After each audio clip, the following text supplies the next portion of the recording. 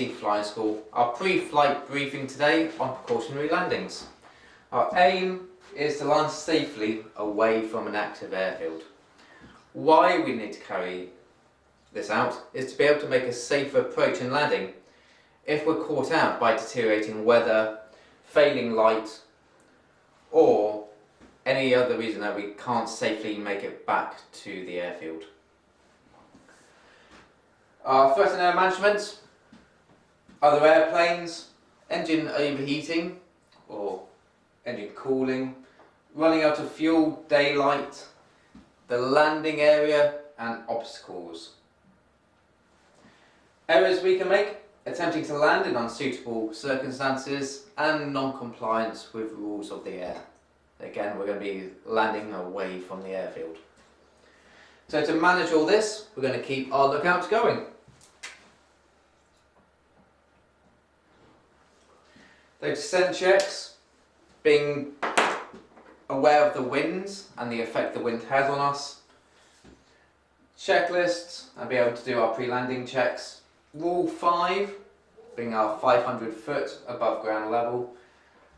And again, the way to manage this, we're going to land as soon as practical. So the air exercise. Initially, a bit of revision potentially on bad weather configurations, could be called the slow safe cruise, and low level circuits. After that, we'll have a look at our in-flight conditions. And really, this is coming to why are we going to need to make this decision to land away from the airfield. The earlier you can make your decision, the more time you can give yourself to plan. So we would need to carry this out in the time available, depending if we were running out of fuel, if we're running out of daylight, or that weather deterioration. If that weather is rapidly deteriorating, it can endanger the safety of the aircraft. Your best course of action might be to land in a field, potentially.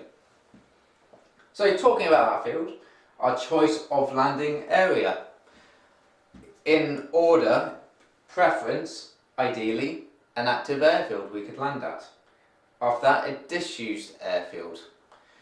Be aware that it will have a long strip of concrete, but it could have obstacles on it. It could have, for example, many cars are now stored on disused airfields, or it could be dug up. But if it's still intact, a disused airfield. Or our ordinary field. Remember, with the disused airfield and ordinary field, I talked about some obstacles. Remember those 5 S's mentioned in our forced landing video. Size, shape, surface, surroundings and slope. So if we are choosing our area, we are making our decision early. The circuit approach and landing. We're looking to put ourselves into the bad weather configuration slow safe cruise. It will depend on the aircraft you fly. It will depend what flap setting and speed configuration you need. What we're going to do is then to assess the wind direction and speed. For these you could use ATC or a local airfield. Whoever you are in contact with, they can give you a wind reading from their location, which can help you. From that, any smoke you see, that will give an indication of wind direction. After that, we want to select our landing threshold and direction. So you want to stay as high as practical at this point and fly yourself towards the area you select. Selecting the best landing path and your suitable area around the landing field, especially the approach path. After that, we're going to do 3 circuits. And you can see our pattern here on the board, the green showing our fields. Our first circuit is going to be in our slow safe cruise. I'm going to fly it 500 feet.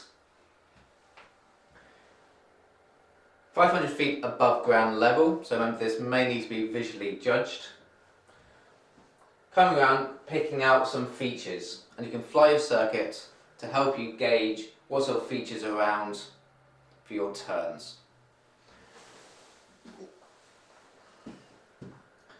When you come around, remember we want to be practicing our pre-landing checks.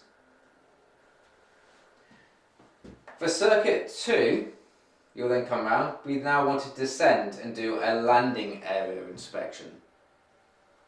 Remembering again those 5 S's. So we're going to have a good look at the runway.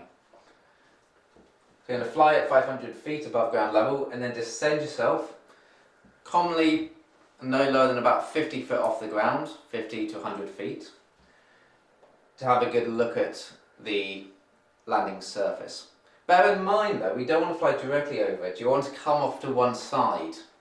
So if you're on the left hand side of the aircraft, I'd position the aircraft to the right slightly to have a good look at the surface. Finally, you would then do a go around as such, climb up, maintaining the slow safe cruise, the bad weather configuration. Coming back around for your bad weather circuit, your pre-landing checks. Your third now circuit will be the short field landing. And again, that speed, that approach speed for short field approach will depend on the aircraft. For our exercise, when you fly it, will of course lead to a go around. Making sure then the final run, as I said, that final approach allows for the manoeuvre. So again, just to recap, it is 3 circuits. Your first circuit is just your bad weather circuit at 500 feet above ground level. You're being lower down and closer than your standard circuit. Second circuit is then to descend down to have a look at the landing area inspection, remembering those 5 S's. Then the third circuit would be the landing itself, a short field landing. Now, once we are on the ground, actions after landing would be to contact the ATC and local police, whoever you can try and be in contact with.